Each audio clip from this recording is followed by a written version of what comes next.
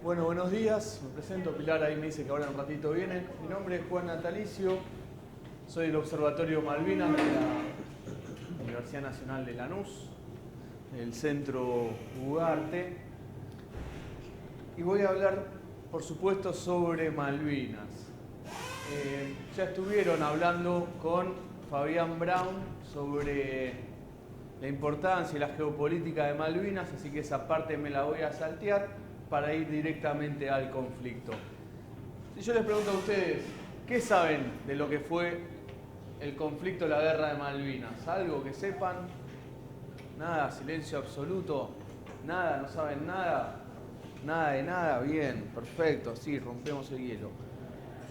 Bueno, además paso el chivo, soy conductor del programa de radio que estaba antes, se emite por la radio de la universidad de 12 a 14. Esto lo vieron con Fabián, pero rápidamente, Malvinas, somos un país bicontinental y Malvinas, esto es importante, está en el centro de la República Argentina. Este es el mapa por la mitad de la Argentina, pero entiendo que lo estuvieron hablando con Fabián, así que lo vamos a saltear. Lo mismo lo de la plataforma. Lo que sí, esto es Malvinas y estos son los que los británicos dicen que le pertenece, además con proyección hacia la Antártida. Cuando hablamos del conflicto de Malvinas, hablamos de 3 millones de kilómetros cuadrados aproximadamente. Hablamos de la provincia de Tierra del Fuego, que este es el verdadero mapa de la provincia. No es esto Tierra del Fuego, digamos, esta es la parte continental, sino que todo esto es la provincia. Pero como esto lo estuvieron hablando con Fabián, no lo vamos a hacer reiterativos y vamos a ir a lo que fue el conflicto de 1982. 1981. Desde 1976 había una dictadura en la República Argentina, una dictadura genocida, asesina. En 1981 asume el tercer gobierno de esa dictadura. ¿Sí? ¿Quiénes van a asumir? Galtieri, Anaya y Lamidoso. Ejército, Armada y Fuerza Aérea. Van a ser la nueva junta militar, tercera junta. ¿Qué le dice Anaya a Galtieri?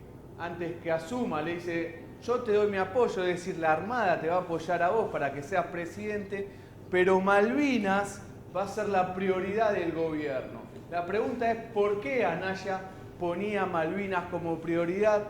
Es algo que aún no pudimos responder, los que nos gusta investigar sobre el tema. No logramos entender por qué Anaya tenía esa prioridad. Porque una persona que viene después de estar viviendo en Gran Bretaña viene con esa prioridad.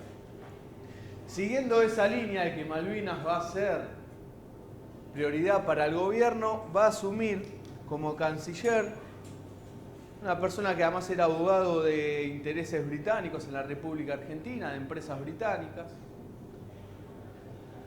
Y le van a decir a Nicanor Costa Méndez que va a tener un par de reuniones con Galtieri y toda la junta militar. Le van a decir, bueno, mirá, Malvinas es prioridad, vos tenés que agotar todas las instancias de negociación que se van realizando y que se realizan todos los años en las Naciones Unidas y en otros organismos, específicamente en las Naciones Unidas, tenés que agotar todas las instancias de negociación. Si esas instancias fracasan, nosotros tenemos la posibilidad y la idea de avanzar con un plan militar. Y ese plan militar de recuperar nuestras Islas Malvinas a través del uso de las Fuerzas Armadas se empieza a trabajar el 5 de enero de 1982. Pero siempre esta opción era si fracasaban las negociaciones que debía avanzar Nicanor Costa Méndez. Vamos a Gran Bretaña. Desde 1979 gobernaba Margaret Thatcher, primer ministra. Tenía una política neoliberal, una política de ajuste, que todo gasto del Estado lo veían como un gasto, no como una inversión. Entonces una fuerte política de ajuste en la economía. Dentro de eso estaba la Royal Navy. ¿Qué es la Royal Navy? Es la flota militar británica, los buques, los barcos de guerra, todo el aparato militar británico. Tenía la idea de desmantelarlo directamente, ¿sí? Lo iba a desmantelar. Es un jugador importante este. En un país que se hizo imperio a través de su fuerza naval, de la Royal Navy. Tenía una política de descolonización. ¿Qué quiere decir esto? Que un montón de las colonias británicas la política de Margaret Thatcher era empezar a retirarse, a descolonizar. ¿Por qué era revolucionaria? ¿Por qué era antiimperialista? No, justamente porque lo veía como un gasto a muchas de esas colonias que pertenecen a la reina Isabel. Y este es importante, lo estaba por saltear, en 1981, dentro de este plan de desmantelar a la Royal Navy, cae que el único buque patrullero que tenían en el Atlántico Sur, que era el Endurance, lo iban a retirar. Es decir, en el Atlántico Sur los británicos no iban a tener más presencia militar, ¿sí? Situación de Malvinas en Londres. Esto también es importante. Distintos gobiernos, esto lo vamos a ver en otra placa, distintos gobiernos tuvieron también la política de descolonizar Malvinas. Bueno, Londres, el gobierno de Margaret Thatcher en un momento lo planteó, 3 opciones sobre Malvinas, como tantas otras colonias, pero nosotros vamos por Malvinas. Lord Carrington, que era el ministro de Relaciones Exteriores, propone al Parlamento lo que era la denominada Fortaleza Malvinas, ¿sí? Es decir, tener una fuerte presencia militar. Negociaciones prolongadas sin concesión en materia de soberanía, algo que los británicos son muy astutos en hacer, ¿sí? Me siento, diálogo para la nada misma. Y después la otra opción que ofrece el gobierno al Foreign Office es importantes concesiones en materias de soberanía, que Lord Carrington recomendaba esta última opción. Antes de que asuma el gobierno de la tercera junta militar dentro de esa dictadura genocida, antes que asuma justamente Galtieri, estaba Viola como presidente, y ahí van a haber reuniones justamente, y los británicos van a tener algunos sectores del gobierno la intención de devolver Malvinas. Por supuesto que van a haber jugadores, que siempre los hay, que siempre están ocultos, que van a operar para que eso no pase. Falkland Island Committee, ¿qué es? Es un grupo de presión que surge en 1968. ¿Por qué surge este grupo de presión? Que son grupos económicos, es decir, empresas. Surge en 1968 porque ese año el gobierno de Gran Bretaña había afirmado que iba a devolver las Islas Malvinas a la República Argentina.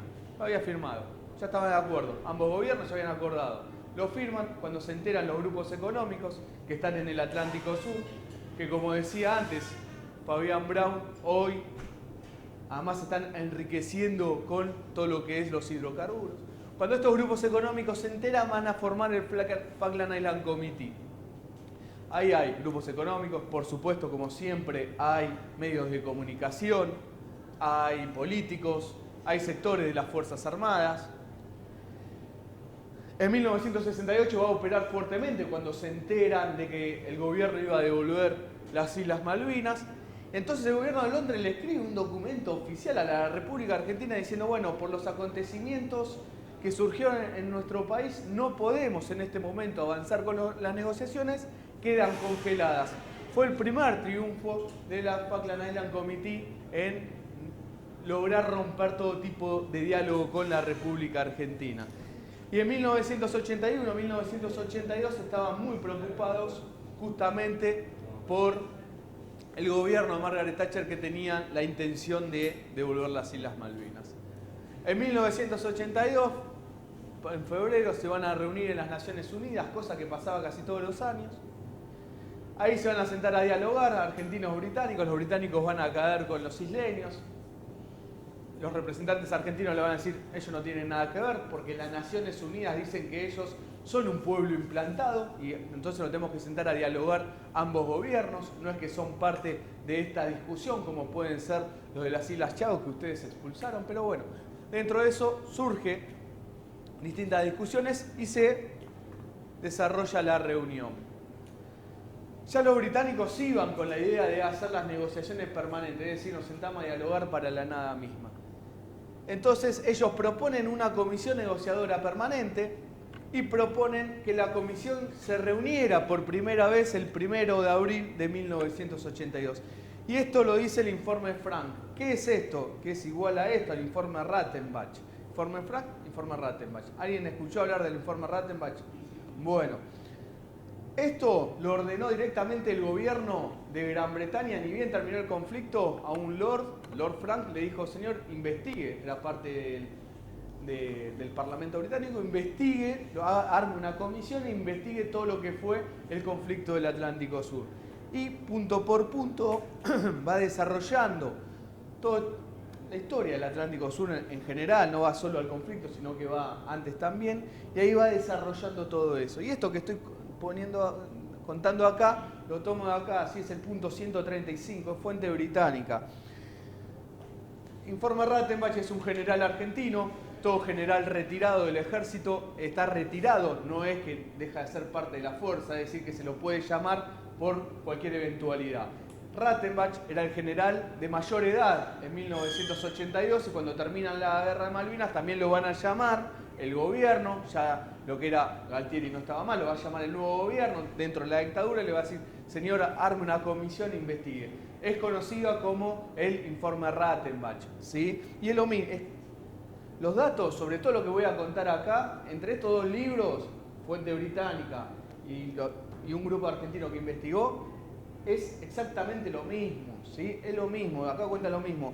Y después hay distintos protagonistas, estos dos, como Nicanor Costa Méndez, el canciller, y el almirante Woodward, que ya voy a hablar de él, que también van contando todo esto. Es decir, en las fuentes británicas, como en las fuentes argentinas, y en las fuentes duras, donde está el dato duro, no hay tanta opinión sobre el tema, todo lo que vamos a ir contando está allí. Además te lo voy a hacer muy resumido y bastante rápido. Entonces, decía, febrero de 1982 se reúnen, ahí los británicos proponen algo que son muy astutos, muy inteligentes, el hacer reuniones permanentes para la nada misma, juntémonos a tomar té cada tanto y a ver cómo estamos. Eso es la situación en 1982. ¿Se entendió más o menos? El silencio es un sí.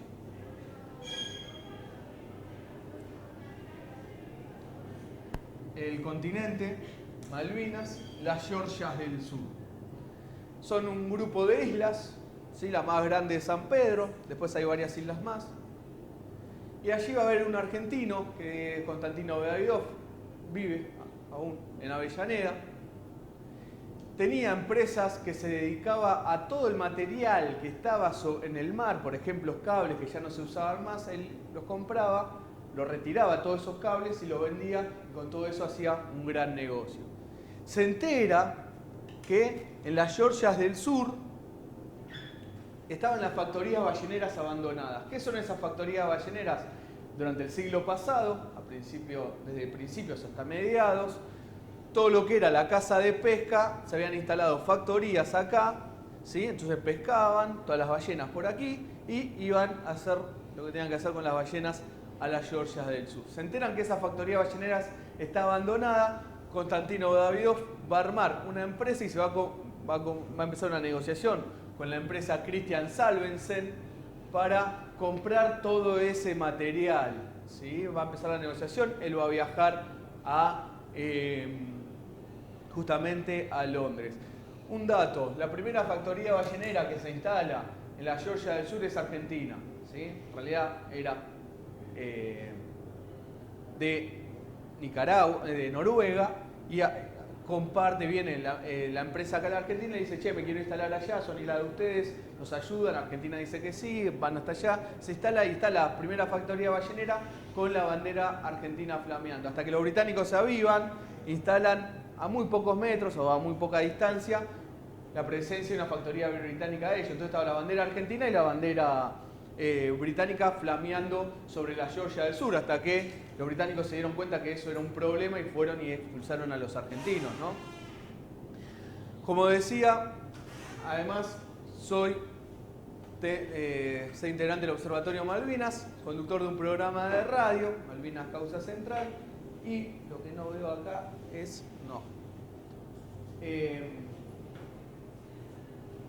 y hacemos entrevistas, por supuesto, como en todo programa de radio, sépanme disculpar, pero no tengo la misma imagen acá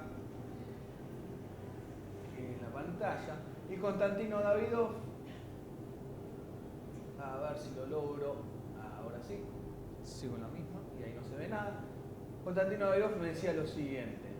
Sí, yo viajé a Londres, hice un contrato aquí con ella, pagué el total del precio, obviamente pido permiso a la embajada británica, le pido permiso personalmente al gobernador de ese entonces, la Islas Malvinas, que es el señor Parker, regreso a Buenos Aires y bueno, me dan la opción de que comprara, pero que con la única excepción que no trasladara a las Islas Georgia del Sur, porque estaría personal.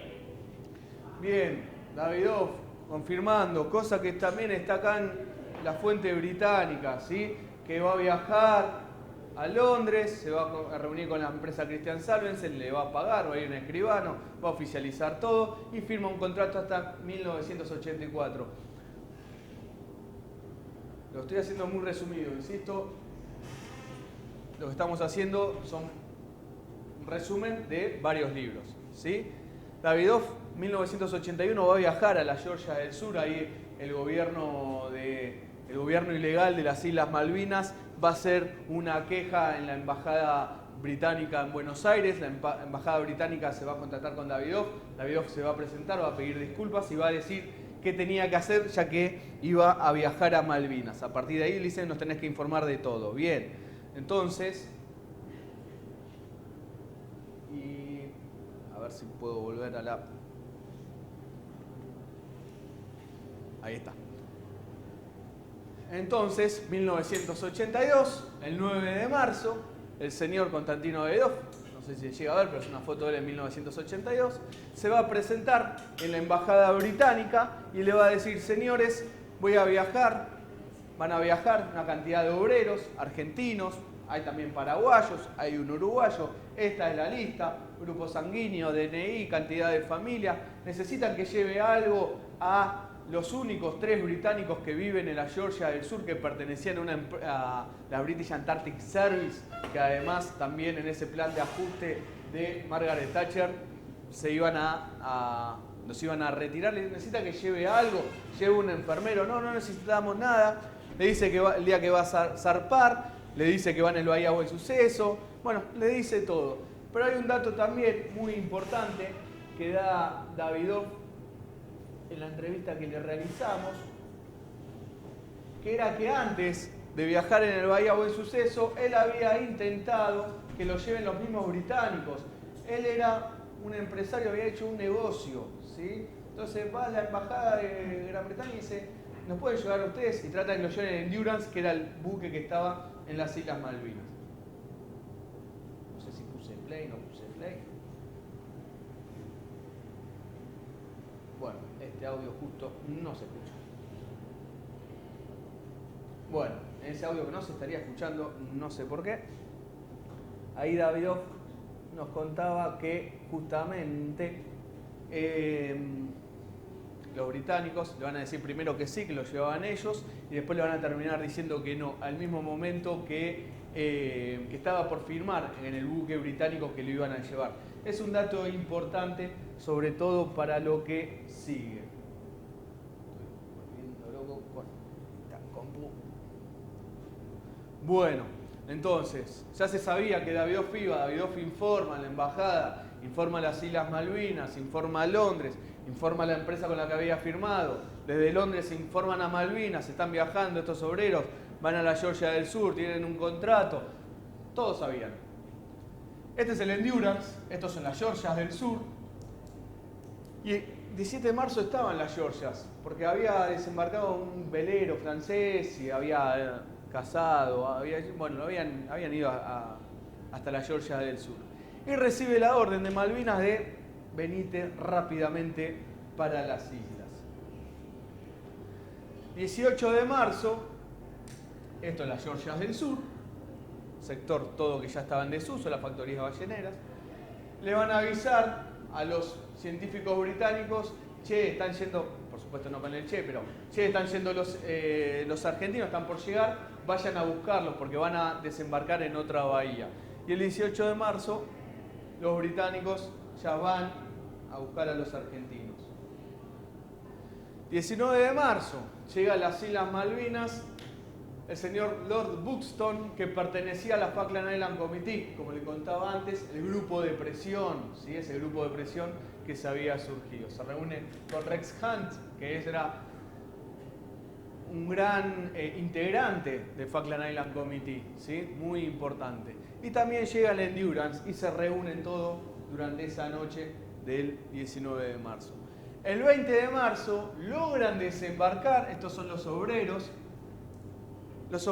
en las Georgias del Sur. Ese día logran desembarcar. 3 horas después de que desembarcaron todo el material, se van a presentar los científicos británicos y le van a decir: señores, ustedes esto no lo pueden hacer. El capitán Nieva, el capitán del Bahía Buen Suceso, le dice: miren, yo los tenía que traer, esto es un contrato comercial, yo no tengo nada que ver, yo no lo puedo ni llevármelo, ni no sé los papeles que hay que hacer. A mí me dijeron que los traiga acá y yo me tengo que ir. Por supuesto, los obreros le muestran los papeles que habían hecho, ellos izaron una bandera argentina, les pidieron que la saque y la sacaron, bueno. Y le van a avisar a las Islas Malvinas. Esto es importante, como decía, Georgias del Sur tiene varias islas. Esto es Leyte y esto es Grytviken. Todo se va a desarrollar en ambos lugares. En Leyte es donde estaban los argentinos, Grytviken donde estaban los británicos. Acá parece una gran distancia, pero es una bahía y no es muy lejos, cuentan los que conocen. Entonces, ya con la confirmación de que habían desembarcado los argentinos, el gobernador de las Islas Malvinas, integrante del grupo de presión del Falkland Island Committee, va a avisar a Londres que Argentina había desembarcado militarmente en la Georgia del Sur, había disparado tiros, había izado la bandera argentina, lo único que era cierto, y que no le habían hecho caso a todas las indicaciones que habían dado los representantes británicos y que no estaban autorizados, además dice a Londres Rex Hunt, de realizar esto. Mientras él avisa además a Londres, también avisa a Buenos Aires, ¿sí? A la embajada, y empieza un escándalo diplomático, ¿sí? Nicanor Costa Méndez en su libro cuenta que, bueno, que lo empiezan a llamar distintos embajadores, digamos, los que son diplomáticos de carrera en Cancillería se les llaman embajadores, más allá que no estén en alguna embajada destinado, que los empiezan a llamar distintos embajadores diciendo: che, nos están llamando, que desembarcaron unos obreros. Él cuenta cómo lo sorprendió. Todo también está acá documentado, también en el informe de Rattenbach, digo, fuente británica, fuente. El informe de Rattenbach es muy importante porque después la dictadura lo ocultó, ¿sí? Porque demostraba lo inepto que habían sido ellos durante el conflicto. Fue un trabajo muy importante.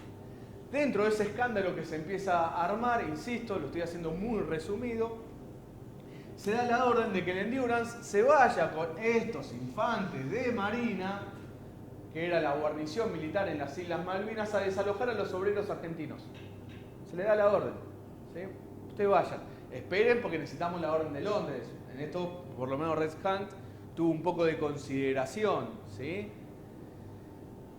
Insisto, escándalo tanto en Buenos Aires como en Londres. En Londres ni siquiera estaba el embajador argentino, estaba el encargado de negocios, que es el que le sigue al embajador, ¿sí? Que era el señor Molteni. Allí se reunió con un representante del Foreign Office, con el señor Farr, yo no sé inglés, sepan disculpar, y allí empezaron los distintos diálogos, y este es uno de los más importantes,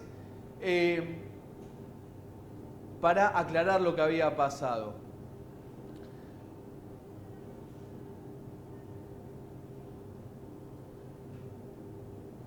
Ya estamos en el 22 de marzo, insisto, estoy siendo muy resumido.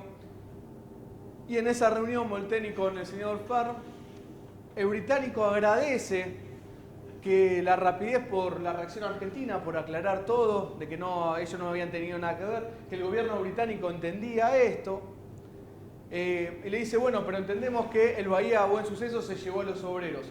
El representante argentino le dice: mirá, yo la verdad que los obreros, nosotros no le podemos dar órdenes a obreros argentinos, no tienen nada que ver con nosotros. Eso está aclarado. Y el señor Farr concluyó afirmando que su gobierno daba este incidente por superado y no le otorgaba relevancia desde que entendía que el buque había zarpado y personal había sido embarcado. El señor Molteni aclaró en cuanto a este último punto que si bien había sido informado, bueno, esto que decía antes, de la partida no sabía si pertenecían o no los obreros, pero quería leer esto. Y allí el británico le dice que el Foreign Office daría un comunicado de prensa. ¿Cómo titularon ese comunicado de prensa que hace el gobierno británico? Falkland Islands. Empieza. Falkland Islands, Malvinas. Ya no es Georgias. Desembarco ilegal argentino en la Georgia del Sur. ¿Sí? Es decir, el gobierno británico le está diciendo a la prensa que hubo un desembarco ilegal argentino en Malvinas, Georgia del Sur. Sepan que los británicos no tenían ni idea que era Malvinas, mucho menos la Georgia del Sur. Entonces, ya este título, que a la prensa tanto le gusta desinformar, era un festín, sobre todo para esa prensa que pertenecía al grupo de presión formado en 1968, el Falkland Island Committee. ¿Sí? ¿Qué va a hacer la prensa británica? Esto es una publicación inglesa. Invasión en Malvinas, directamente. Eso se empieza a publicar 22 de marzo en Londres. Invasión en Malvinas, ¿sí? De aquel comunicado que el británico le dijo, para que esto quede, no haya malos entendidos, vamos a sacar un comunicado aclarando todo. Bueno, acá está la aclaración que hicieron los ingleses. Invasión a Malvinas, 22 de marzo. Piensen, 1982, no había internet, había radio, pero no las noticias.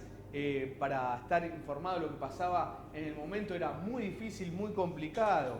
Entonces se empieza a publicar la prensa británica que Argentina había desembarcado en las Islas Malvinas. Otro medio de comunicación de Standard de la capital británica mencionaba en grandes titulares: invasión argentina a las Islas Georgia del Sur. The Times: los argentinos desembarcan en las Falklands. Daily Telegraph: el desembarco argentino en las Falklands irrita a los británicos. The Financial Times: desembarco ilegal en las Falklands. The International Herald Tribune: diario estadounidense editado en París, los argentinos ocupan tierra británica. 22 de marzo, eso se publicaba en Londres. ¿Sí? Piensen, un país imperialista que hizo su imperio a través de la guerra, del orgullo, de todo eso, que le están diciendo que un país sudaca gobernado por una dictadura los estaba invadiendo territorio de ellos. Hay que contextualizarlo, cómo empezaron distintos grupos a aprovechar de esta situación. Y el 23 de marzo, ya en Londres, es un escándalo.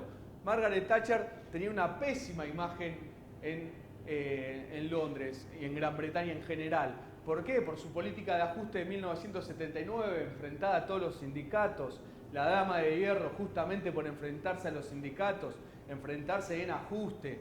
¿Sí? Entonces, tenía una pésima imagen y la oposición también empezaba a utilizar esto que había surgido en el día anterior para atacarla. Y se reúne el Parlamento británico y van a sacar,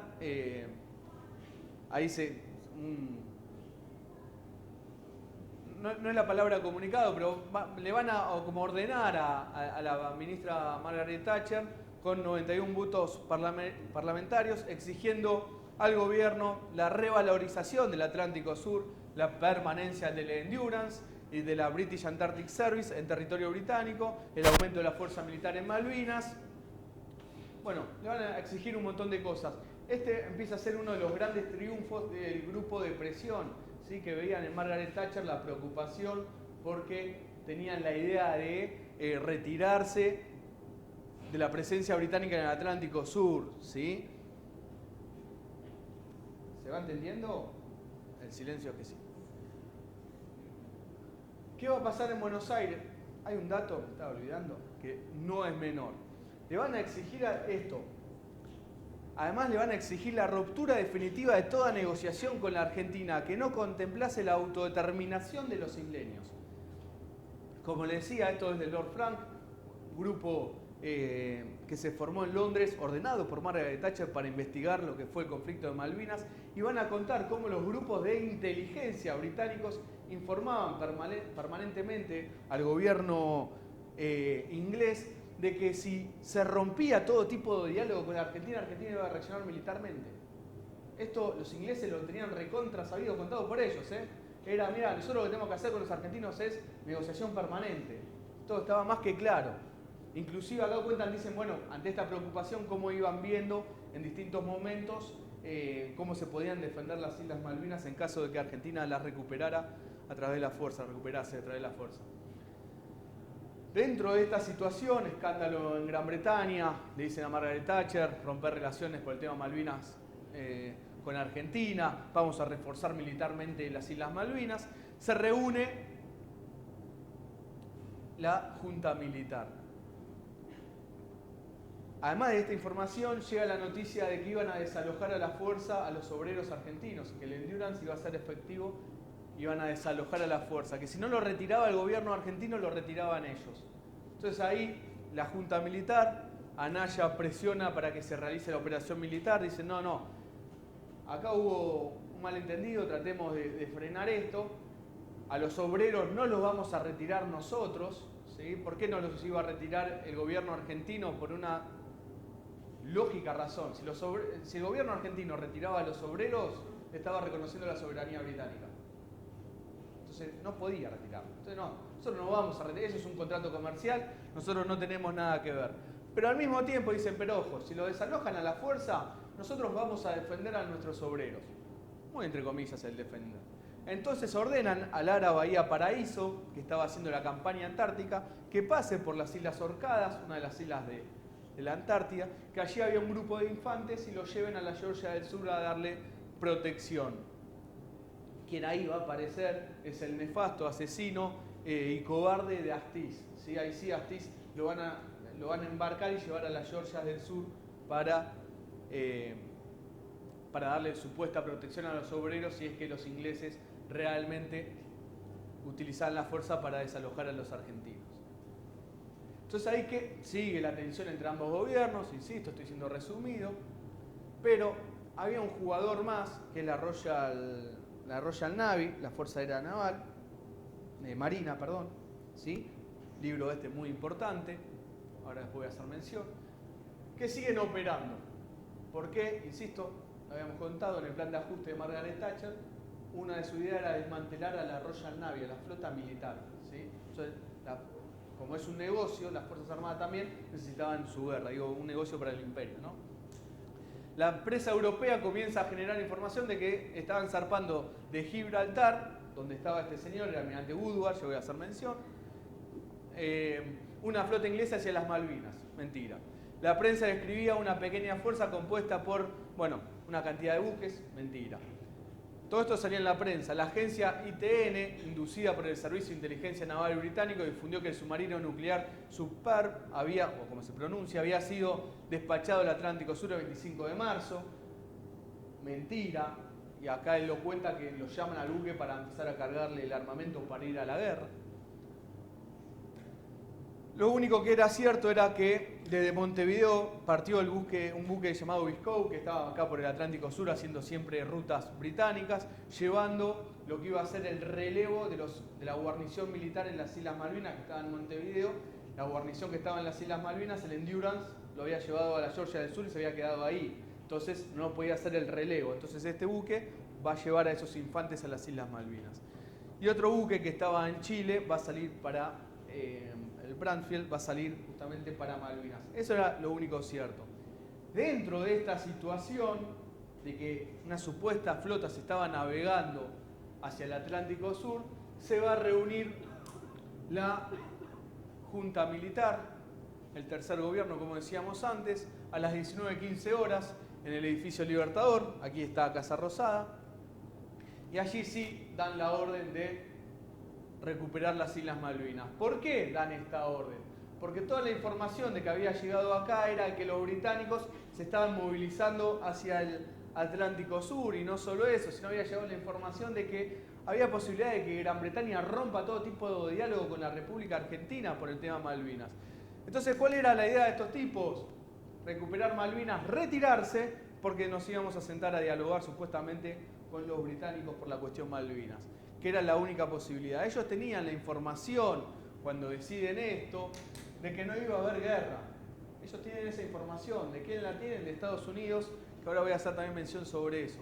Tienen información de Estados Unidos de que no iba a haber guerra, de que Gran Bretaña no iba a reaccionar, ¿sí? Que se queden tranquilos. Y además Estados Unidos, en general Enders, le había dicho, lo cuenta Nicanor Costamente, lo cuentan distintas fuentes, le habían dicho que Estados Unidos se iba a mantener afuera.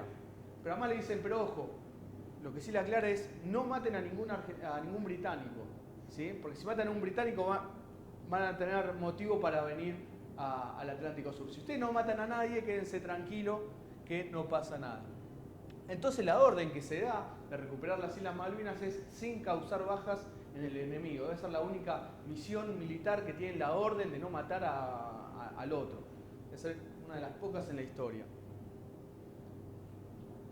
Bueno, un poco lo que estaba contando, lo del plan de recuperar Malvinas, podía ser entre el 1 y 2 de abril, y a partir del otro día la Fuerza Militar Argentina se iba a retirar, iba a quedar una pequeña guarnición en las Islas Malvinas.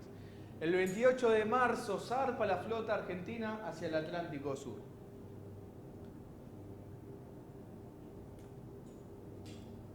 Y ahí sí voy al libro del almirante Woodward porque esta es la parte importante. Sí. Zarpa de Bahía Blanca. La base más importante de la fuerza de la Marina Argentina, de la Armada, está en Bahía Blanca. Como decía, el grupo de presión Falkland Island Committee tenía su necesidad de generar una crisis en el Atlántico Sur para que el gobierno de Londres rompa todo tipo de diálogo con la Argentina, en un gobierno de Margaret Thatcher que tendía a descolonizar. Pero había otro, y lo había logrado con el escándalo que armaron a partir del desembarco de los obreros. Pero había otro jugador que es muy importante, que le habían dicho, ustedes se van a quedar sin ningún tipo de buque, que era la Armada. Y la Armada necesitaba la Armada británica, la Royal Navy. Y necesitaban una guerra. Y como decía antes, ellos estaban haciendo, lo cuenta todo este señor, es el que manejó la guerra, la flota británica durante el conflicto, el almirante Woodward, los 100 días. Si ustedes buscan en algún libro, le van a decir que la guerra de Malvinas duró 74 días. Para él duró 100 días porque empezó a partir de estos días, antes del 2 de abril. ¿Por qué? Y lo cuenta en su libro. El lunes 29 de marzo estaban en Gibraltar, amaneció con mal tiempo, tuvimos una mañana muy ocupada aquel día haciendo que todas las naves del ejercicio que estaban realizando llegaran ordenadamente a los lugares donde realizarían sus tareas. Los submarinos Spartan y Oracle, no sé inglés, no sé cómo se pronuncia, habían sido retirados del ejercicio, pero aquella tarde se les ordenó regresar a Gibraltar. Los torpedos de guerra fueron transbordados de un submarino al otro y a este se le ordenó que estuviera listo para zarpar. Ellos ya estaban armando la flota. En otra parte del libro, continúa, dice que se reúne con su jefe, el almirante Fieldhouse, y allí ordenaron, se ponen de acuerdo, de empezar a preparar una fuerza para ir al Atlántico Sur. Cuenta el almirante Woodward en un momento, dije él a sus subordinados, al resto de los buques, llama a los capitanes de los buques y le dice, debíamos disponer 5 o 6 barcos para ir al sur, preparados totalmente para el combate. ¿Sí? El tipo sin ningún tipo de orden, sin pedido del gobierno, ya se estaba preparando para ir a la guerra. Empieza a llegar información a Londres de que una flota argentina estaba navegando a Malvinas. ¿Quién lo va a decir? ¿Quién se lo va a decir? Estados Unidos. ¿Sí? En Estados Unidos, Mariano Bartolomé es docente de la universidad. Es un gran libro, El conflicto del Atlántico Sur, una perspectiva diferente. Él acá muestra el recorrido que hacen esos satélites de Estados Unidos tomando la flota argentina y que le informa a Londres.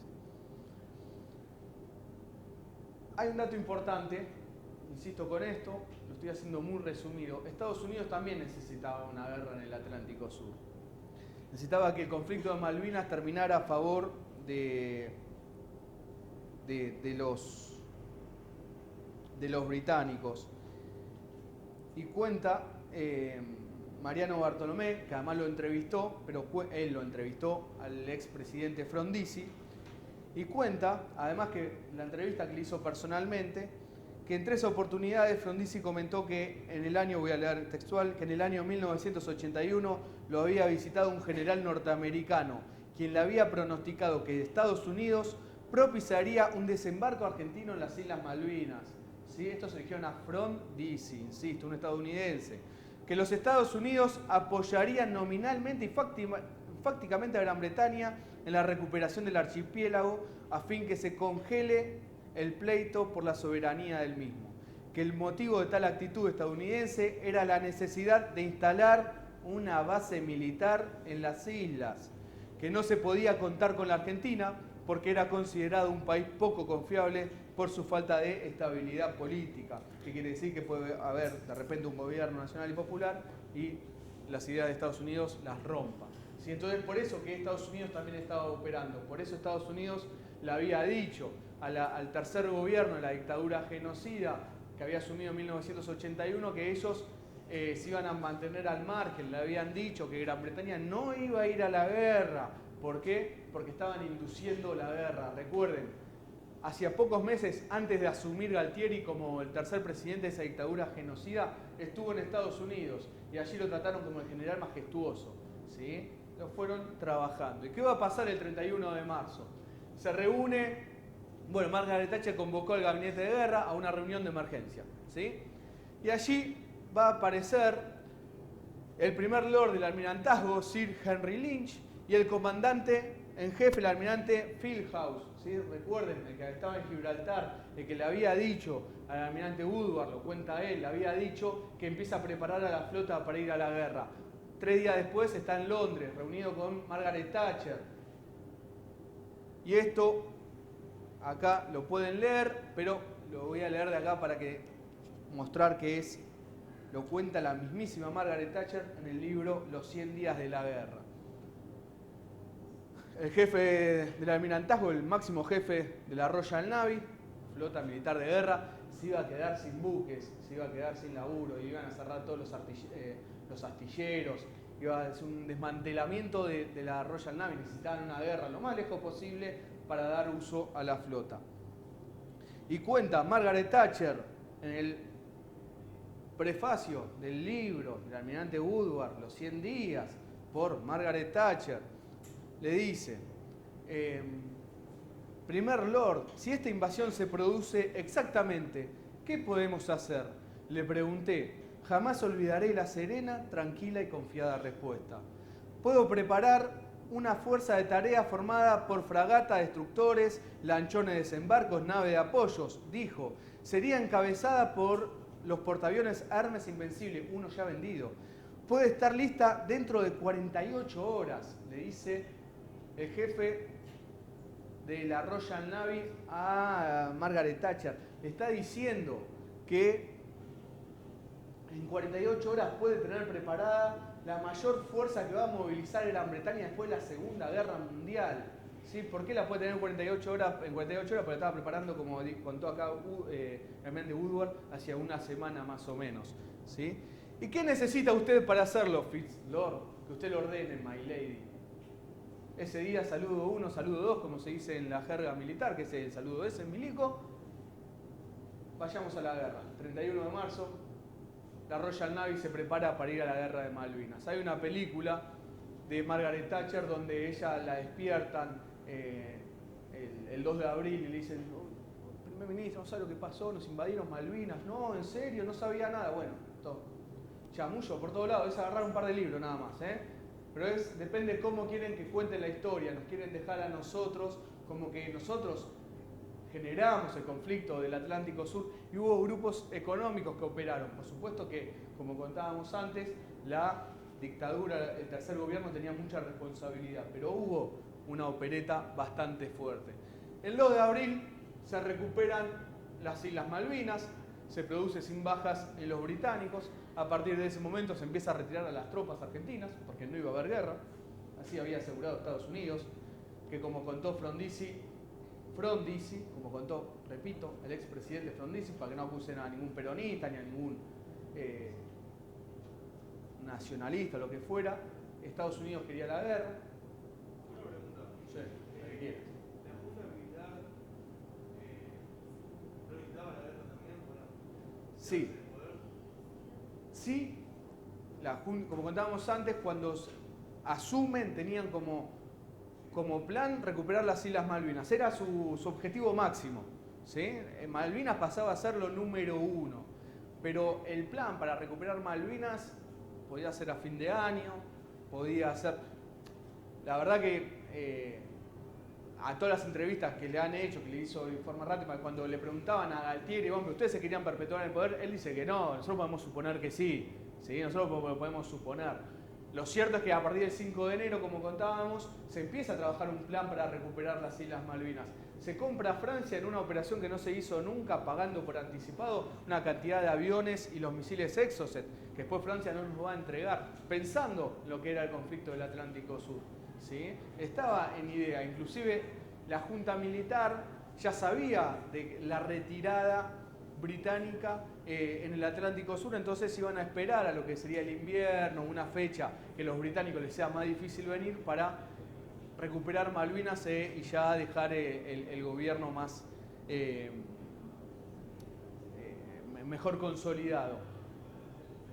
Es cierto, como decís, bueno, puede ser para limpiar la imagen, sí, puede ser, es cierto, digamos, no tenemos algo que diga, ninguna fuente, te puedo dar ninguna fuente que diga lo que quisimos hacer, yo creo que sí, pero es una suposición que creo que la compartimos todos. Ahora, lo cierto es que el 2 de abril no hubiera existido si no hubieran operado los grupos económicos, ¿sí? Quizás hubiera sido el 1 de junio, no lo sabemos. O quizás se hubieran avivado y le hubieran dicho de afuera, no hagas nada. Pero una dictadura que hacía, para levantarse de la cama, ir al baño, lavarse la cara, le pedía permiso a Estados Unidos, no iba a hacer un acto de desembarco militar sin autorización de ellos, ¿sí? Entonces, eso sí es importante. Es cierto que vos decís, bueno, la dictadura quiso perpetuarse en el poder, bueno, quiso limpiar la imagen, bueno, puede ser. No, Sí, pues también el conflicto hay una dicotomía que observo, que es el plan Cóndor de Nixon para apoyar las dictaduras latinoamericanas, el neoliberalismo con las dictaduras, y el apoyo también en parte de los gobiernos de Londres, las dictaduras latinoamericanas, y después cómo esto se revierte, porque también tener en cuenta... asume Reagan. Asume Reagan, pero también con una política dura, neoliberal, intervencionista y distinta a la que tenía Carter. Totalmente, y asume Reagan, que es aliado de Thatcher. Por eso, sí, Y querían por eso. ¿Y qué tenía Reagan? Reagan, ¿por qué quería un conflicto y instalar una base fuertemente en el Atlántico Sur? Porque en el continente africano hacía toda la ruta de lo que son los buques petroleros, llevando todos los buques petroleros alrededor de lo que era África, ¿sí? Y en el continente africano se estaba instalando fuertemente lo que era la Rusia comunista. En ese momento, la URSS, se estaba instalando fuertemente. Entonces, ante esa presencia militar enemiga dentro de esa guerra fría que tenía los del norte, Estados Unidos dice, necesitamos una gran base militar en el Atlántico Sur para la contraofensiva, para tener una fuerte base ahí en el Atlántico Sur, para proteger, porque si le cortaban esa ruta de petróleo, desabastecían Europa y desabastecían Estados Unidos. Entonces, ¿dónde tenían una gran base para hacer la contraofensiva a eso? Las Islas Malvinas. Por eso Reagan también veía con necesidad de instalar una fuerte base, Reagan o quien lo haya aconsejado, ¿sí? Decimos Reagan porque era el presidente, instalar una gran base. Por eso Reagan pasa de empezar a hacer una política más cercana a los gobiernos de ese momento, a la dictadura genocida, a tener buena relación. Nos empiezan a llevar a un lugar, empiezan a generar un conflicto. Estos tipos entraron, ¿sí? Entraron totalmente. ¿Por qué Anaya le dice a Galtieri, yo te apoyo para tu gobierno, pero prioridad es Malvinas? Bueno, es otra respuesta que no tenemos, no encontramos en por qué el tipo tenía como prioridad Malvinas. Porque tenía relación con grupos económicos, porque era realmente un malvinero, porque quería hacer una guerra, porque después recuperó Malvinas y a partir de ahí todos los buques quedaron acá, no hicieron una guerra. Recuperó Malvinas para no ir a la guerra. Si Estados Unidos le decía mira, no sabemos qué puede pasar, no hubiera existido el 2 de abril. No hubiera existido. Desembarcaron en Malvinas porque le habían asegurado de que no iba a haber conflicto. Y de que además Estados Unidos manos afuera.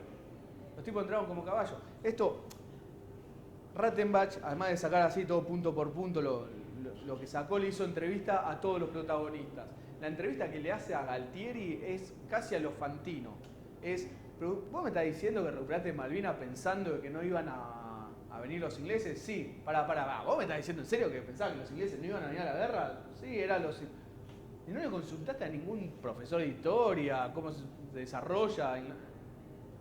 A los Fantino fue más o menos la entrevista de Rattenbach que le hace a Galtieri. El tipo estaba convencido, estos tipos eran unos inútiles, estaban convencidos de que no iba a haber guerra, por eso desembarcan el 2 de abril. Vos decís, bueno, para limpiar la imagen, puede ser, yo también lo comparto, ¿sí? Lo que yo estoy tratando hoy de hablar es de dato duro, yo después tengo mis opiniones, pero a dato duro. A dato duro es el 5 de enero, la Junta Militar empieza a trabajar en una operación de Malvinas, pero eso era si se agotaba todas las negociaciones diplomáticas. Ahora, los que nadie habla son de los grupos económicos. Hoy los que están intentando llevarse los hidrocarburos, lo de pesca, los militares, de esos grupos económicos nadie habla. De la geopolítica de Estados Unidos en el Atlántico. ¿Sí? Entonces lo que tratamos es, a base duro, mostrar esa parte también de la historia.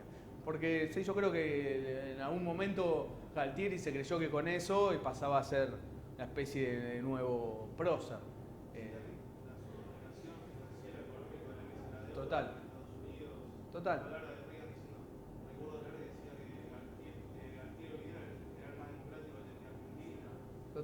A Galtieri le dicen que era un general majestuoso, 2 meses antes de que asuma la presidencia. Bueno, digamos, lo fueron induciendo también a estos tipos. Y además eran tipos que eran unos inútiles. Y al ser, además de genocidas y asesinos, eran unos inútiles. No es que eran tipos pensantes, que agarraban libros de historia a leer. No sabían. No los he visto. Digamos, por eso Rattenbach dice, pero ¿en serio pensabas que no iban a venir? No hubieran recuperado Malvinas, recuperan Malvinas y empiezan a retirar las tropas. Retiran las mejores tropas, las mandan a la frontera. No hay un plan para defender Malvinas. No hay un plan para defender Malvinas. Entonces, dentro de esto era porque los tipos estaban convencidos que no iba a haber guerra. ¿Sí? Digamos. Y ese convencimiento es porque que le había dado Estados Unidos. ¿Me seguiste? Pero yo igual comparto lo que vos decías, pero a dato duro no lo encuentro en ningún libro. A dato duro, digo. Dato duro, documento. Lo que vos decís, ¿vos qué crees? Sí. El tipo pensaba que ahora iba a ser un prócer. Y acá vamos siguiendo, y ahora otra vez. Ahí está.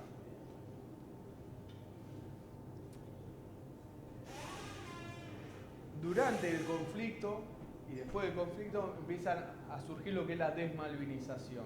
Con esa palabra lo va a tomar tiempo después, pero la desmalvinización está esto que estábamos conversando con el compañero de, bueno, solo dejar a la dictadura que se quiso perpetuar en el poder. Bueno, está casi incriticable. Ahora, si vamos a los datos duros, también aparecen los británicos ahí operando fuertemente. Los grupos británicos, como siempre, logran mantenerse al margen. Siguiendo lo que decía y tomando el hilo para que se entienda, en Argentina la historia, lo habrán visto acá con las profes, la historia oficial que escribió Mitre y que se fue instalando, una historia pro-británica, blanca, pro-europea, etc., empieza a tener sus primeras plumas que lo empiezan a atacar a esa historia oficial en la década del 30. ¿Sí? Uno de los autores que empieza a criticar, además los hermanos Irazusta, distintos tipos que empiezan a atacar a la historia oficial, es Ramón Dol. Ahí Ramón Dol dice, bueno, Argentina tuvo 2 guerras de independencia. La primera es contra España, termina en la batalla de Ayacucho en 1824, y la segunda es silenciosa, es cultural, es por los recursos, es más cruenta y es contra Gran Bretaña y aún perdura. ¿Sí? Palabra más, palabra menos. ¿No? Y dentro de ese aparato cultural que contaba Ramón Dol, de que después de eso van a aparecer plumas mucho mejores, mucho más brillantes, que seguro habrán visto o conocerán, que empiezan a atacar todo el aparato británico de semicolonia que éramos, estaba esto de que los británicos nunca aparecen, ¿no? Me parece que son una especie de... Nosotros nos pasa todo lo malo y todo de nosotros. Y dentro de eso lo que logran siempre los británicos es que no se hablen de ellos. Entonces, como decía el compañero antes, bueno, la dictadura quería perpetuar el poder. Bueno, sí es una hipótesis, están esos datos duros, como decíamos, que están, pero después está la reacción popular, que no se lo esperaba la Junta Militar, que no se lo esperaba Gran Bretaña ni Estados Unidos. ¿Y qué va a hacer la desmalvinización? Me olvidé el libro de Enrique Oliva, ahora que pienso. Bueno, ¿qué va a hacer la desmalvinización? Va a decir que acá fueron todos engañados, que nadie sabía bien por qué iba a esa plaza de Mayo, ¿no? Entonces, me estoy llevando bien con la compu, ahí está. Entonces, sacan la foto. Y por ejemplo, si vemos, esto es la foto de adelante, la foto que se ven en todos lados. Las fotos de adelante, además de muy prolija, esta que la remarqué es muy curiosa, porque dice, señor Haig, esta es del 10 de abril esta foto. El 10 de abril llega el norteamericano, el general Haig, supuestamente estaba haciendo de negociador, de mediador para que no haya un conflicto. Estaba haciendo tiempo para que llegue la flota británica, ¿sí? Pero estaba yendo. Ese día que estaba en Buenos Aires, 10 de abril, la plaza revienta. Y esta bandera, que es muy curiosa, que le puse cuadradito, dice así: señor Haig, 2 puntos. Sepa usted que el pueblo argentino, debe decir, es derecho y humano. Después no se sabe qué, siempre con letras muy prolijas, lo que nosotros creemos mucho que, bueno, que la parte de adelante, que es la que toman los medios de comunicación, que estaban controlados justamente por la dictadura, todo esto eran los servicios, todo esto era lo que apoyaban, muy entre comillas, a la dictadura genocida, ¿sí? Porque no creo que, si alguno de ustedes milita, tengan la capacidad de escribir tan prolijo y además, señor Haig, 2 puntos, sepa usted, me parece, bueno, después lo de derecho y humano, ni hablar, ¿no? Esa frase, si no son servicio, bueno. ¿Qué dice el mensaje? Señor Haig, que era el general de Estados Unidos, está haciendo como mediador. 2 puntos. Sepa usted que el pueblo argentino, acá no se ve porque está tapado, yo supongo que dice, y vuelvo a leer. Sepa usted que el pueblo argentino es derecho y humano. Recordemos que era una de las campañas de la dictadura genocida para limpiar, supuestamente, ellos pensaban, le mostraban al mundo que los argentinos eran derechos y humanos, ¿no? Sí. Bueno, pero hay partes que no se muestran de esa plaza repleta. Por ejemplo, de la plaza, de la mitad de plaza para atrás, donde estaban los sectores populares, peronistas, y esta dice, por ejemplo, Malvinas sí, proceso no, esta bandera. ¿Sí? Habían otras banderas que decían las Malvinas son del pueblo, no de los torturadores. Esas no las sacaron los grandes medios de comunicación. Son recontra difíciles de conseguir. El pueblo argentino cantaba canciones como Atención, atención, las Malvinas son del pueblo, La Rosada de Perón. Cantaba canciones en contra del ministro de Economía alemán. Cuando Galtieri empezaba a hablar de su gobierno, era chiflado, insultado. ¿Sí? Bueno, esa parte la desmalvinización no la cuenta. Dice que el pueblo argentino es medio sonso, entonces fue engañado a la Plaza de Mayo. No, el pueblo argentino supo separar a la dictadura genocida de lo que era la causa de Malvinas. ¿Sí? Las presas políticas donaban sangre para los soldados de Malvinas. El grupo Montonero se declara a disposición de lo que era el conflicto del Atlántico Sur. Así los exiliados empiezan una campaña llamando que se reabra la democracia en Argentina, pero diciendo apoyamos la causa de Malvinas. Eso no está en discusión, ¿sí? Pero bueno, estas son cosas que no se cuentan, ¿sí? Que la desmalvinización no quiere contar. Y a ver si logro que escuchen esta carta. Pasa que no, a ver si escucha. Bueno, me dejó de funcionar de repente. Antes funcionó el sonido y ahora no. Bueno, ahí lo que no estamos pudiendo escuchar es justamente una carta de un peronista a otro peronista. Está en el libro de un autor argentino que... ¿Puedes sacarse el mini plug por ahí que hay? Que lo saque y lo vuelva a poner, decís. Sí, a ver. por ahí directamente de la compu. A ver si funcionó. Vamos a llevar la computadora. Solo sirve para romper los teclados escribiendo. No quiere.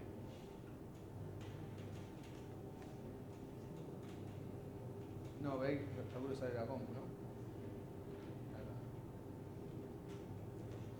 Bueno, hay un autor que es Federico Lorenz, que nadie lo puede tildar ni de pertenecer a ningún grupo político del campo nacional y popular. En uno de sus libros publica una carta, que esa estaba intentando que escuchen, que era un peronista a otro peronista, pero sin los parlantes, ¿no? El parlante no quiso. Aparte se escuchó, la primera logramos escuchar un audio. No sé si es esto, está roto, bueno. Sí, si no, no importa.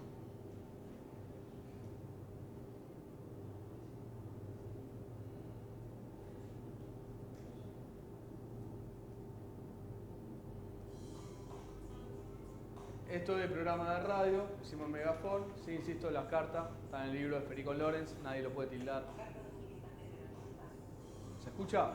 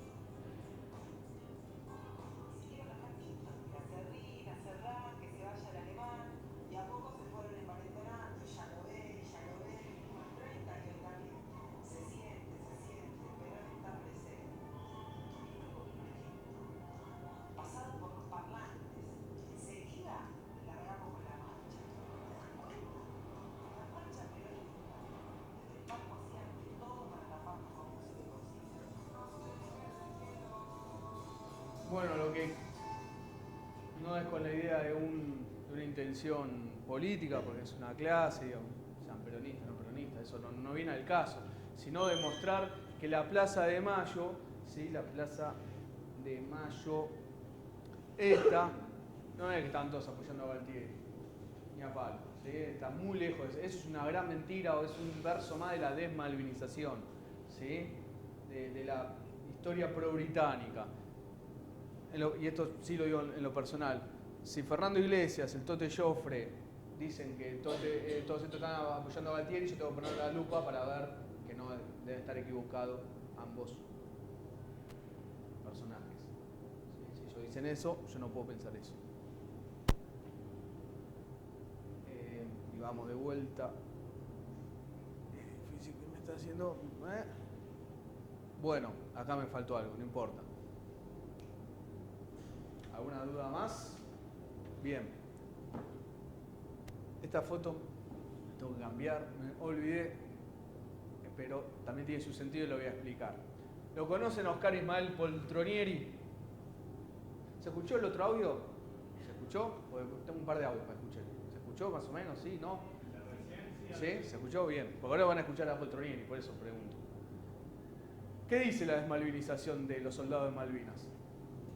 ¿Cuántos caídos hay lanusenses en Malvinas? ¿Son todos de Lanús? Bien, 9. ¿Son todos de Lanús? ¿De dónde son?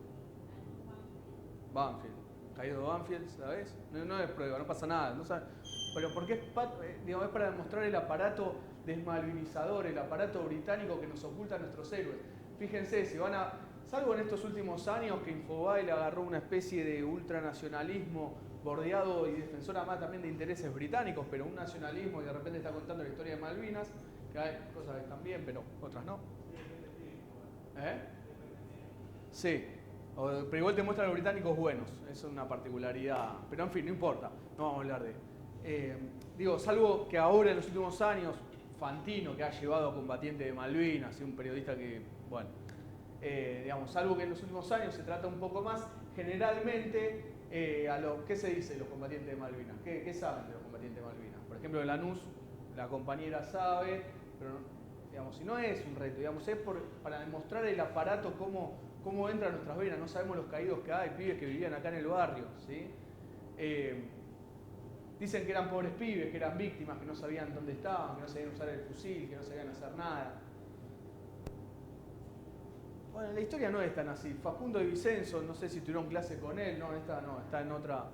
Él dice, no se puede contar la historia o algo de la política con esos ejercicios de matemática, donde tenés que despejar la X y de repente la X pasó del otro lado y dicen, ya está, lo resolví. Pará, ¿y cómo hiciste todas las cuentas?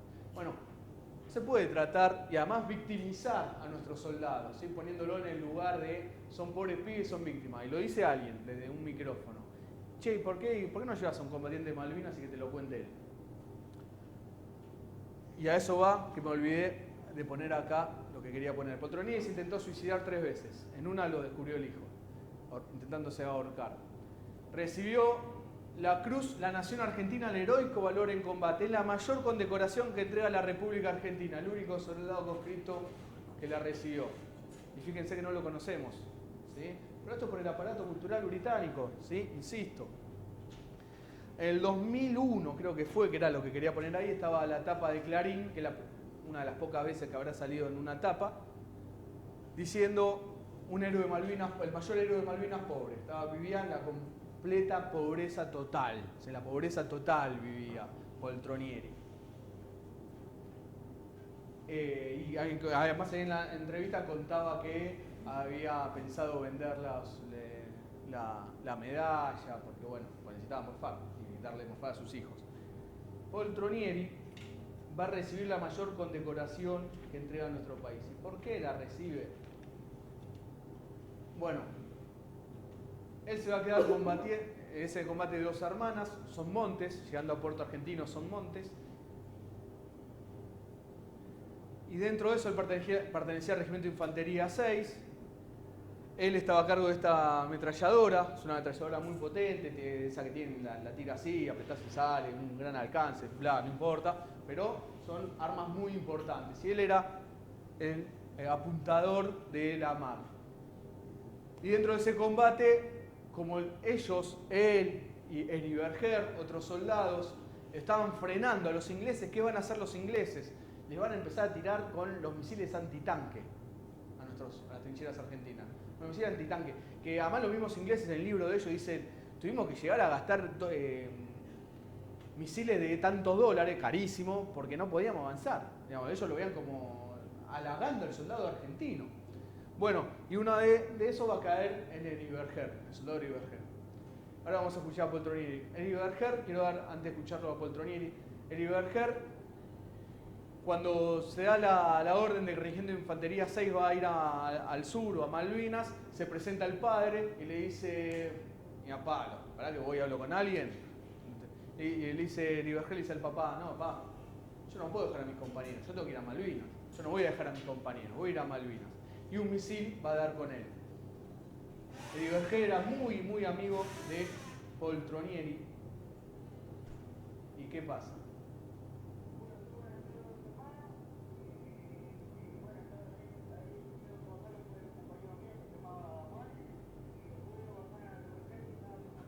¿Se escucha? No. Bueno. ¿Qué dice? Que cuando lo bajaron a sus hermanos, le agarró una desesperación, lo quería bajar a todos. Lo dice así. Una entrevista que le realizamos en Malvinas Causa Central. Dicen, Poltro, como le decía su jefe, Virel a Madrid, vamos, la orden de retirada. Poltronieri dice, no, bajaban mis hermanos, váyanse ustedes, yo me quedo acá, y se quedó él combatiendo solo contra los ingleses, solito. Se quedó él solo combatiendo contra los ingleses. Gracias a eso, todos los compañeros se pudieron replegar. Por eso recibió la Cruz de la Nación Argentina al Heroico Valor en Combate. Uno de los mayores héroes de la República Argentina. Hollywood, festín se haría con un Poltronieri. Ellos no lo tienen, los inventan. Nosotros, lamentablemente, por el aparato pro-británico, no los conocemos. Hace poco hubo un festejo de la reina Isabel de cumpleaños, fueron llenos de periodistas, estaban fiscales, políticos. Ahí va.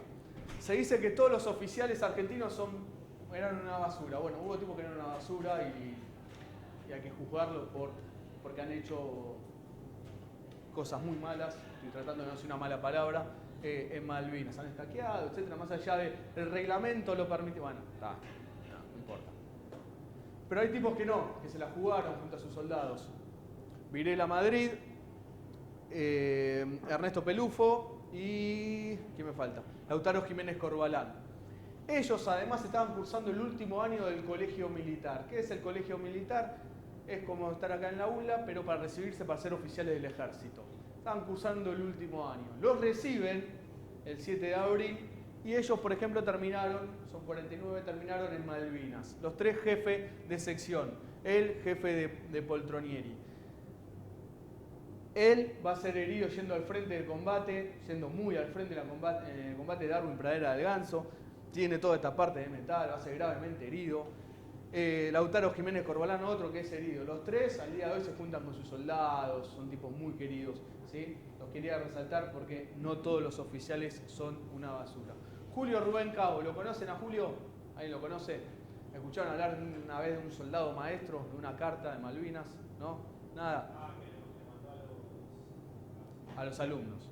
Sí, bueno, el audio falló, si no, también hubiéramos escuchado la carta y a Delmira. Julio era profesor de un colegio de La Ferrere, sus alumnos. ¿Sí? Él había hecho la colimba durante 1981. Recuerden que hasta 1994 el servicio militar era obligatorio. Entonces, hasta ese momento, además los hombres, cuando cumplían 18 años, estaban obligados a hacer el servicio militar y era a través del sorteo. Se llamaba en eso las clases, que es la clase en el año que nacieron, ¿sí? Para que se entienda. Entonces, los que van a ir a Malvinas son la clase 62, que era lo que habían hecho la colimba durante 1981, y parte de la clase 63. Julio se había tomado una prórroga, él era clase 61, se había tomado una prórroga justamente por sus estudios. Hizo la colimba durante 1981 en el Regimiento de Infantería 3 La Tablada. Cuando empiezan a ser convocados el Regimiento de Infantería 3, otro gran verso de la desmalvinización es que ninguno de nuestros soldados sabía usar un arma. Bueno, muchos habían hecho la colimba, más allá de que nadie está preparado para una guerra, pero habían hecho la colimba. Son dos discusiones más profundas y distintas. Cuando empiezan a ser convocados, Julio ve que no lo convocan a él, arma el bolso, la madre se le pone adelante: Julio, a vos no te convocaron, vos no vas. Mamá, yo no puedo enseñarle a mis alumnos de San Martín, de Belgrano, si cuando la patria me necesita no estoy. Julio, tu mujer está embarazada, vos no vas a Malvinas, no sos convocado. Mamá, vení, se la lleva del Mira a la esquina de la casa, le dice: ¿ves los colectivos? Vivían muy cerca del regimiento, ¿ves que van mis compañeros adentro? ¿Vos te pensás que yo lo voy a dejar y yo me voy a quedar acá? ¿Qué va a hacer Julio Rubén Cao? Se va a presentar en el regimiento voluntariamente, sus compañeros, sus superiores le van a decir no, no, no, no, y él va a ir igual a Malvinas y va a dar la vida por todos y todas en el combate final de Malvinas. ¿Sí? A Delmira, no lo podemos escuchar lamentablemente, cuando le dicen que su hijo no murió por nada, sepan que le están clavando así un cuchillo en el corazón. ¿Sí? Entonces, cuando escuchen a alguien que un soldado de Malvinas murió por nada, no. Separemos a la dictadura genocida con ir a defender a nuestro país. Y escuchemos también a las madres de Malvinas, ¿sí? Que luchan por la memoria de sus hijos, madres ocultas, también por la desmalvinización. A ver, el compañero de Banfield, ¿lo conoces a Marcelo Massad? De nombre. Era de Banfield, jugaba en la quinta Banfield. Y hay varios reconocimientos en el municipio, por suerte, y muy merecido hacia él. Había hecho también la colimba durante 1981 en el Regimiento de Infantería 7 La Plata.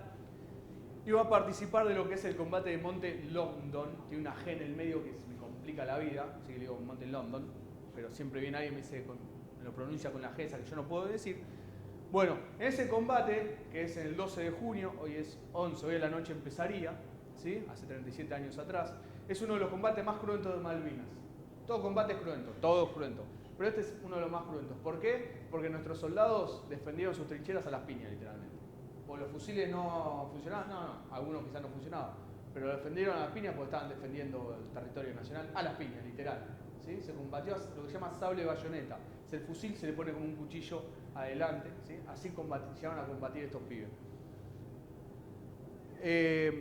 Se va a dar la orden de repliegue. Los ingleses ya se habían entrado por todos lados, era un descontrol el monte, ya no se sabían qué trinchera era qué trinchera. Se da la orden de repliegue. Marcelo, o Daniel, como le dice la mamá,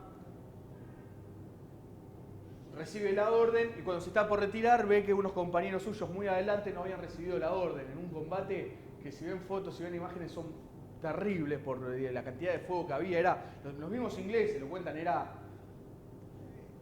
terrible lo que pasaba ahí.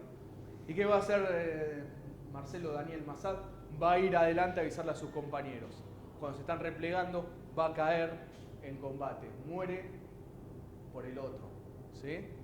Este era el rosario de Massad. Como ven, esta parte de acá no se ve, pero sigue esto que sigue así marrón, sigue acá. Creo que el marrón se lo dio el ejército, el blanco se lo dio la mamá, y lo que hizo él fue unirlo. ¿Sí? Unió el rosario. Tiene la sangre de nuestro héroe de Malvinas. Estuvo durante mucho tiempo en custodia de la Universidad Nacional de Lanús.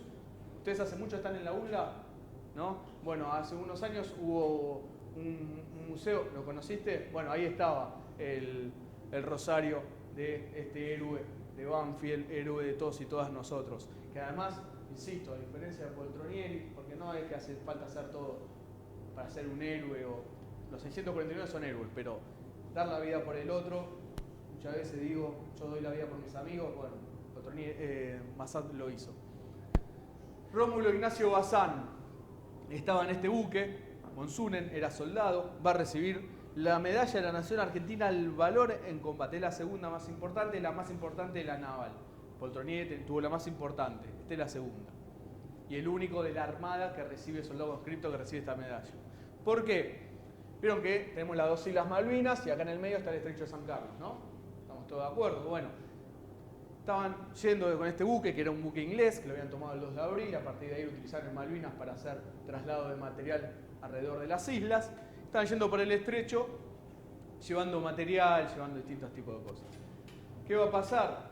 Se va a dar, los empiezan a atacar, el capitán del Monsunen va a apuntar hacia lo que es la costa de una de las islas, le va a dar máximo motor para tratar de investigar la costa y poder desembarcar. Esto no tenían solo una ametralladora que, bueno, no podemos escuchar, pero el sargento Marchetti, a quien también entrevisté, era quien estaba a cargo de esa ametralladora.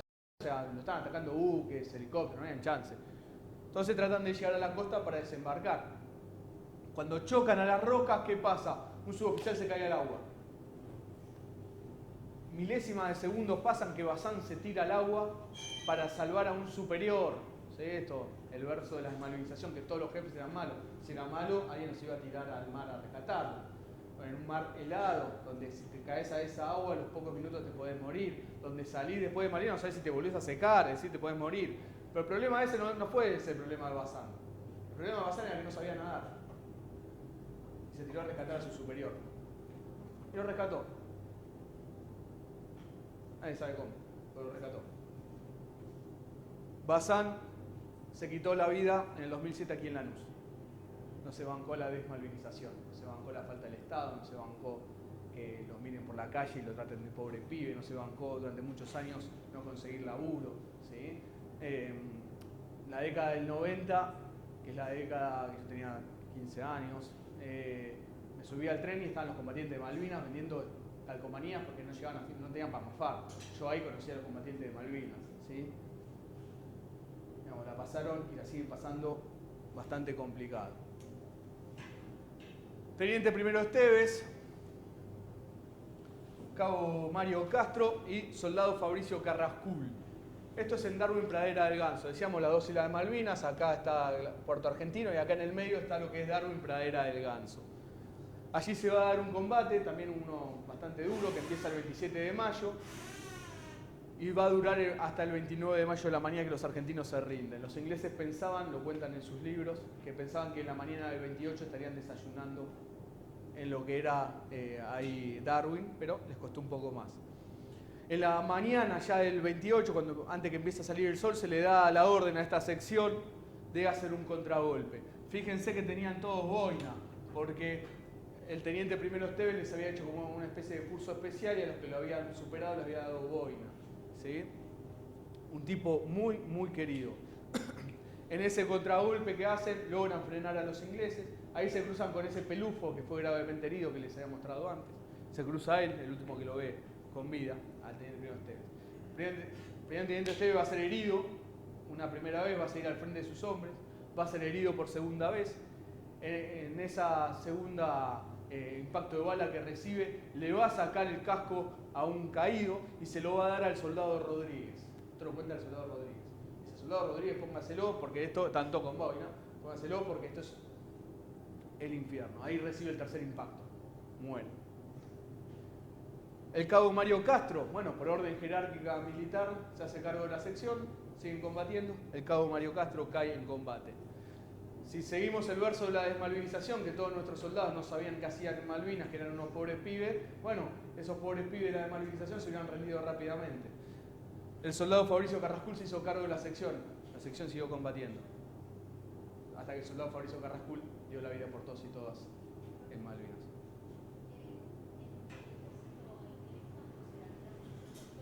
Y en cada combate superaban entre 3 a 5 a nuestros soldados. Caídos. Los argentinos caídos en Malvinas son 649. Los británicos, según ellos, 255. Pero se dice que esa es la lista de los británicos, que los que eran mercenarios no están contados, que son los burkas. Por eso se dice que hay más caídos en la guerra de Malvinas por parte de los británicos. Por eso son los caídos.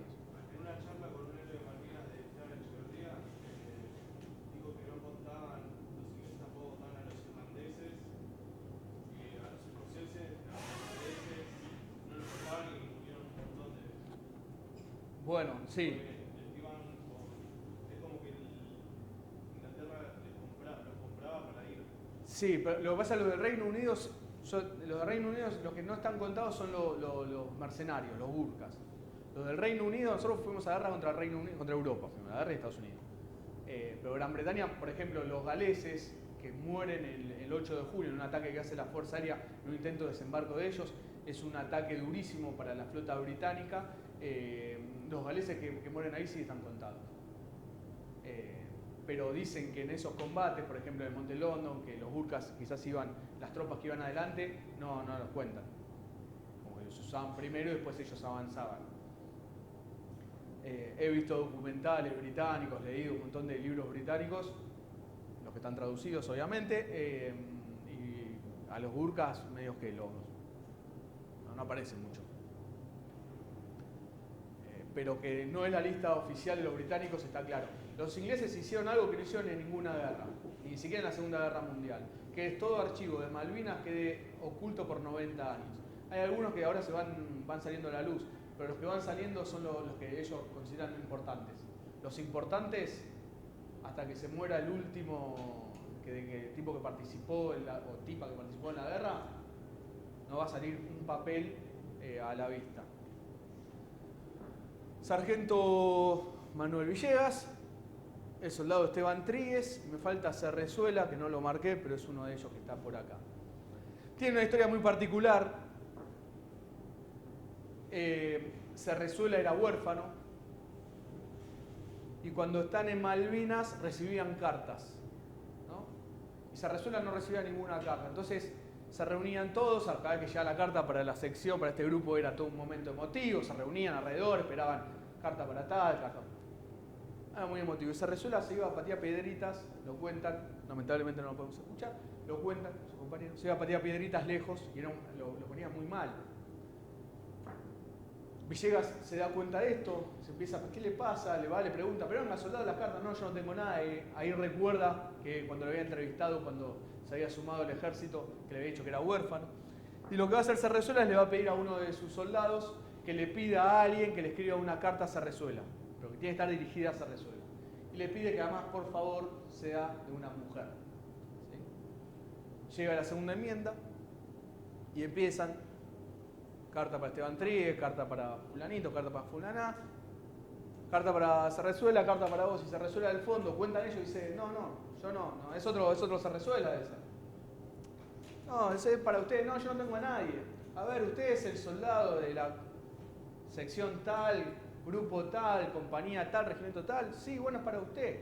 Cuentan que cuando Cerrezuela toma la carta y ve que realmente era para él, empieza a mirar al cielo y decirle: gracias Dios, hubo alguien que se acordó de mí. ¿Sí? Fíjense que también la desmalvinización dice: hacían escribir a los argentinos cartas para los soldados. Miren cómo una carta era importante. Cómo una carta era importante.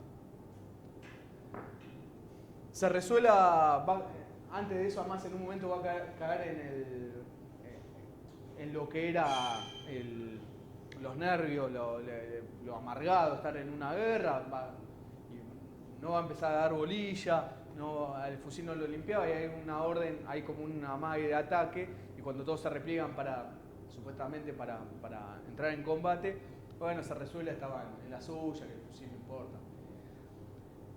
Y Villegas le dice: mire, si usted no se pone en su puesto y no hace lo que hace, que me maten a mí, bueno, pero lo van a matar a su compañero, usted tiene que estar. Entonces lo sanciona fuertemente, pero lo sanciona de una manera de que tenía que había que limpiar tal cosa, bueno, lo tenía que hacer Cerrezuela, ¿no? Como para tenerlo activo, hasta que se da cuenta que lo quiebra mal a Cerrezuela, y a partir de ahí se lo hace pegar al lado, después que Cerrezuela le pide literalmente que le pegue un tiro. Si yo no aguanto más, pegame un tiro. Y ahí Villegas dice: no, ¿qué está diciendo? Le da un abrazo y dice: a partir de ahora no te mueves al lado mío. Y era la sombra, Villegas. Cerrezuela. Están haciendo un contragolpe en uno de los combates, participan en la Regimiento de Infantería 3. Y el sargento Villegas, que iba al frente, va a ser herido en la panza. Cuando es herido, Esteban Tríguez, que queda atrás, quiere empezar a caminar para ir a salvar a su jefe. Le cae una bala cerca. Villegas quiere agarrar el fusil, le cae una bala cerca. Hay un francotirador jugando con ellos.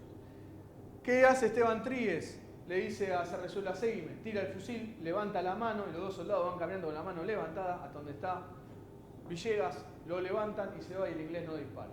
¿Por qué? Porque en la guerra dice que un herido saca a 3 soldados de combate. Bueno, entonces por eso no lo disparó. Se lo llevan atrás de una roca, estaba muy dolorido, le pide, por favor.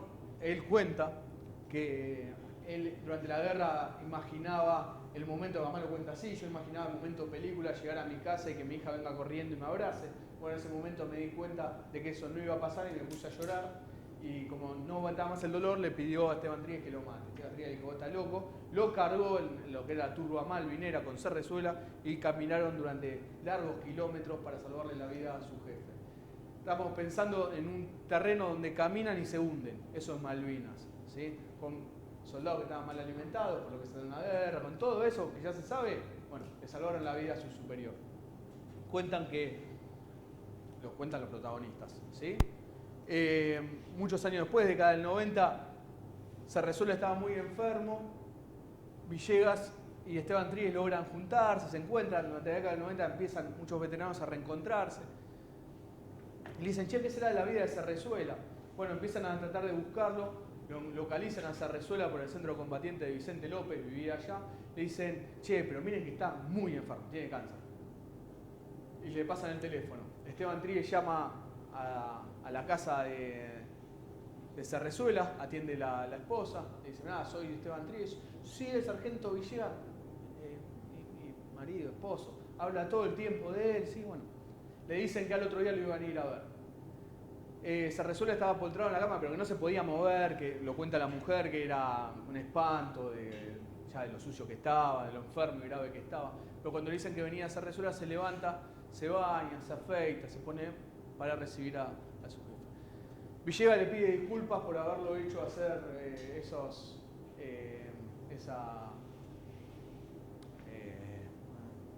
por haberlo retado en Malvinas y haberlo hecho hacer, limpiar y mantenerlo de una manera en Malvinas. Y Cerrezuela le dice: No, eso era parte, yo me estaba portando mal, era parte de lo que es la milicia. Pero yo le quiero agradecer porque usted me salvó la vida, porque esa carta a mí me cambió la vida. ¿Sí? Insisto, miren cómo una carta cambia la vida. Villegas le dice, nos vemos el domingo, venimos a comer un asado, como todo el asado. Se resuelve, dice, yo el domingo no llego, faltaban 2 días para el domingo. Se resuelve, no llegó el domingo. ¿Sí? Necesitaba agradecerle a su jefe por la carta. Bueno, voy cerrando porque ya es tarde y ya deben estar medio abrumados además. Pero sí, para que sepan, nada, 25 de mayo la Fuerza Aérea va a atacar al Coventry y al Brownsworth. La Fuerza Aérea Naval con misil Exocet va a atacar al Atlantic Conveyor. ¿Sí? Ese es el Brownsworth atacado después del ataque. No sé si llegan a ver. Acá está el nivel del mar, ¿no? Bueno, acá hay un avión y acá hay otro avión. Los ingleses no podían creer cómo los argentinos atacaban y un inglés sacó, mientras además le disparaban con todo porque los iban a atacar, uno le sacó una foto porque no podían creer lo que hacían estos pilotos argentinos. Sí, esta foto la encuentran rápidamente. Los otros 2 aviones que van a atacar al Coventry, porque 2 al otro buque y otros 2 a este. Tuve el honor de entrevistar hace poco a Barrio Nuevo, uno de los pilotos que atacó este buque. 24 años tenía cuando lo atacó. El buque es así hundido en media hora. ¿Sí? Cuenta Barrio Nuevo que cuando es el último en aterrizar en Malvinas y estaban todas las banderas argentinas, 25 de mayo, está todo lo que era, hasta el jefe de ellos en la pista, y decía, pero ¿por qué tanta gente? Y él dice, bueno, era 25 de mayo, está festejando el Día de la Patria, que volvimos los 4 aviones, a la mañana habían 2 caídos de la Fuerza Aérea, está festejando eso. Y cuando se baja viene su superior, lo empieza a sacudir, ¿qué hizo? Y Barrio Nuevo se asusta y dice, no sé qué hice, ataqué a los ingleses, no sé, pero ¿qué hizo? No sé qué hice, me despeiné, no sé, le decía, no sabía qué hice. El avión está operativo, no entendía. Dice, no, hundió un avión, un buque, uno de los buques más modernos del mundo en media hora. Una linda anécdota que cuenta Barrio Nuevo. El almirante Woodward, insisto, en este libro, la pérdida del saben esta además, Coventry, el último de mis originales buques piquetes, cayó pesadamente sobre mí. Me paré una vez más en la ocupada cubierta del Hermes, con mi mirada puesta en el helado Atlántico, maldiciendo al mundo en general, maldiciendo específicamente a la Argentina y a su maldito Día Nacional. Todavía era 25 de mayo, como había venido siéndolo para mí durante las últimas 1000 horas.